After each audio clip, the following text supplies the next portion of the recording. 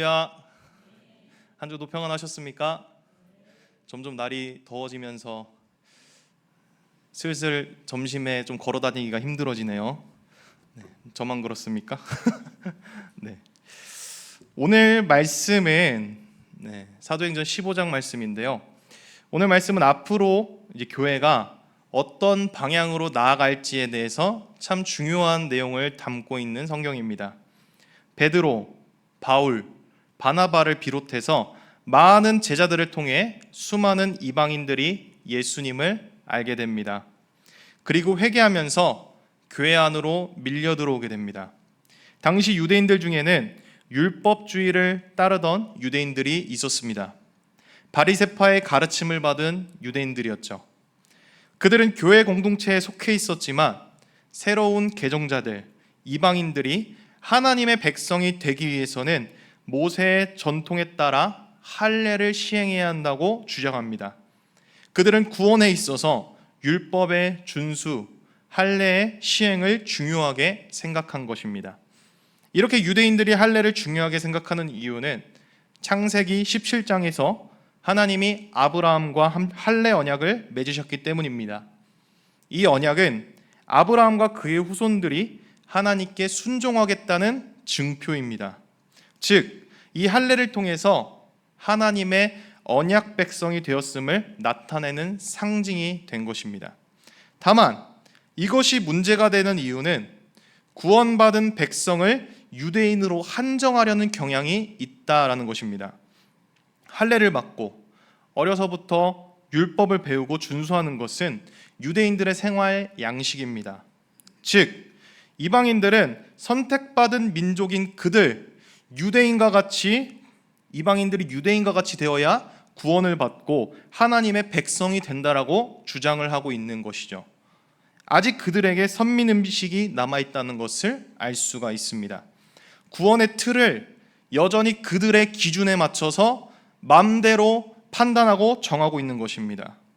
그들은 이러한 잘못된 가치관을 가지고 어디로 가냐면 안디옥으로 갑니다.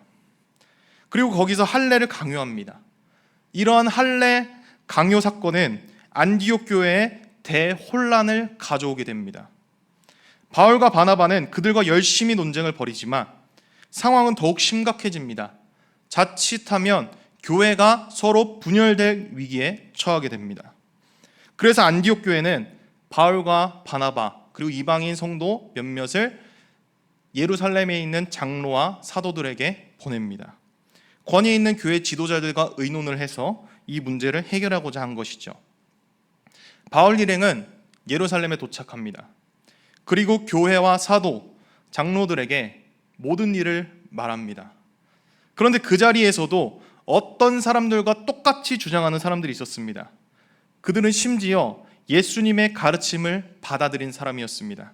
그런데도 이방인에게 할례와 율법 준수가 당연하다고 말하고 있는 것이죠. 문제가 심각합니다.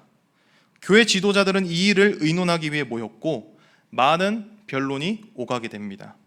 이것이 최초의 종교회의가 됩니다.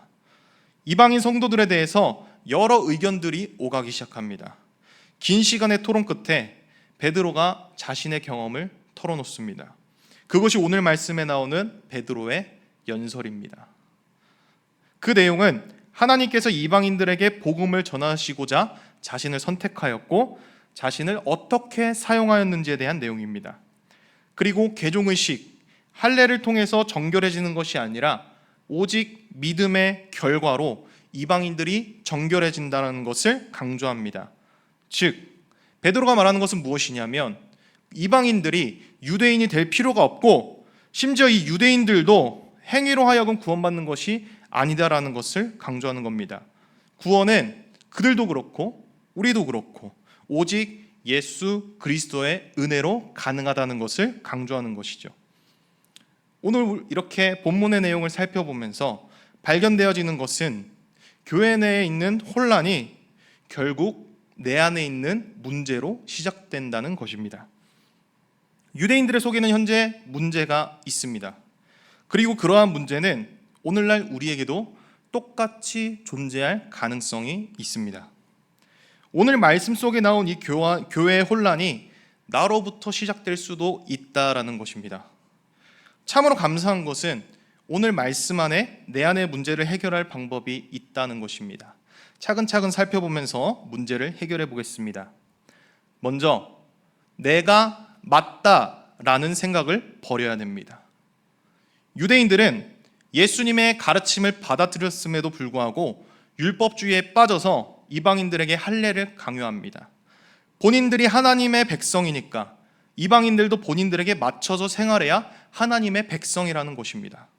그런데 이것은 잘못되었습니다. 애초에 전제부터가 잘못된 것이죠.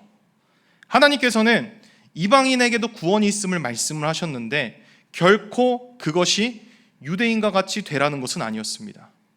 하나님께서는 오직 예수 그리스도를 통해 구원에 이를 수 있다는 것을 분명히 말씀을 하셨습니다. 그런데도 유대인은 아직 그 선민의식에 사로잡혀서 세상을 본인들 중심으로 해석합니다. 본인들이 맞다라는 것이죠. 오늘날 교회에서도 이것은 참으로 위험합니다. 내가 해왔던 신앙생활이 맞다고 하면서 다른 사람을 판단하는 것입니다. 내 기준에 맞지 않으면 저 사람은 예수님을 믿지 않는 것입니다. 적어도 교회에서 이만큼 섬겨야 되고 헌금을 이만큼 해야 되고 새벽 기도도 빠지지 않게 나와야 하고 이런 식으로 다른 사람을 평가하고 그들의 믿음을 깎아내리는 행위, 이것은 정말 위험한 행동입니다. 이방인들도 예수님을 믿음으로 의롭다함을 받았습니다. 그런데 거기다 대고 유대인들이 너희 할례를 받지 않았으니까 구원받은 것이 아니다 라고 하니까 그들 안에는 혼란이 생깁니다. 우리는 이런 것을 주의해야 됩니다. 내 기준에 맞지 않는다고 해서 그 사람이 예수님을 믿고 안 믿고 판단하는 것은 상당히 위험합니다. 교회에 큰 혼란을 초래하게 됩니다. 그 사람이 옳고 그름은 우리가 판단하는 것이 아니라 오직 하나님께서 판단하시는 것입니다. 우리가 판단해서 정죄할 것이 아닙니다. 그저 우리는 부족해 보일지라도 함께 하나 되어 예수님을 따르면 되는 것입니다. 우리가 하는 것이 정답이고 참 진리라고 할 수는 없습니다. 우리가 아무리 신앙생활을 잘한다고 할지라도 우리는 거룩하신 그 주님 앞에 서면 너무나 부족한 사람입니다. 이 세상에서 내 삶에서 내 신앙생활 가운데에 나에게 있는 그 어떤 것 중에서도 가장 정확하고 확실한 정답은 오직 예수 그리스도밖에 없습니다. 그분만이 길이요 진리요 생명이시기에 우리가 내세울 것은 예수님밖에 없는 것입니다. 자칫 잘못하여 본문에서 베드로 사도의 말처럼 하나님을 시험하고 나도 감당치 못할 그 멍에를 다른 성도에게 매지 않도록 우리는 조심해야 됩니다. 그러면 내가 맞다는 이 판단을 우리는 어떻게 내려놓을 수 있을까요? 바로 내 안에 있는 옛 사람을 버려야 됩니다. 오늘 말씀 속 유대인들은 예수님의 가르침을 받아들인 믿는 유대인들이었습니다. 그들도 예수님으로 인해 구원받는 사실은 분명히 알고 있었을 것입니다. 그런데 그들이 자꾸만 할례를 강조했던 이유가 무엇일까요? 그것은 그들 안에 있는 옛 사람, 옛 자아를 버리지 못했기 때문입니다. 그들은 선민의식이 강했고 그들의 생활 양식이 무조건 맞다고 판단했습니다. 그것은 그들의 과거의 삶이었습니다. 그러나 그들은 예수님의 가르침을 받고 그들의 옛사람을 버려야 했습니다. 예수 그리스도로 인해 주어지는 그 새 자아, 새로운 그 본성으로 살아갔어야 됐습니다. 그러나 그들은 그러지 못하고 옛사람의 그 살아있는 상태로 그대로 살아갑니다. 고린도전서 3장 3절에 보면 이렇게 나와 있습니다. 너희는 아직도 육신에 속한 자로다. 너희 가운데 시기와 분쟁이 있으니 어찌 육신에 속하여 사람을 따라 행함이 아니리요. 아직도 육에 속한 자라는 개념이 나옵니다. 즉 예수님의 가르침을 받아들였지만 아직 그들 마음 가운데에 그 마음 중심에 예수님을 중심에 두지 않는 것입니다. 예수님을 주인으로 삼지 않은 것입니다. 그들 마음 중심에 자신이 자리 잡고 있으니까 그들이 옳다고 생각하는 그대로 살아가는 것입니다. 자기 소견에 오른 대로 맘대로 신앙생활하고 맘대로 남을 평가하고 살아가는 것입니다. 에베소서 4장 22절을 보게 되면 옛사람에 대해서 이렇게 말씀하고 있습니다. 너희는 유혹의 욕심을 따라 썩어져가는 구습을 따르는 옛사람을 벗어버리고, 옛사람이 어떤 사람이냐면 유혹의 욕심을 따라 썩어져가는 구습, 옛날 그 버릇을 따르는 사람이 옛사람이라고 합니다. 지금 유대인들은 그들이 가진 그 옛날 버릇을 버리지 못하고 계속 거기에 빠져 있는 것입니다. 그러나 그것은 썩어져가는 것입니다. 유혹의 욕심을 따른 것입니다. 그렇습니다.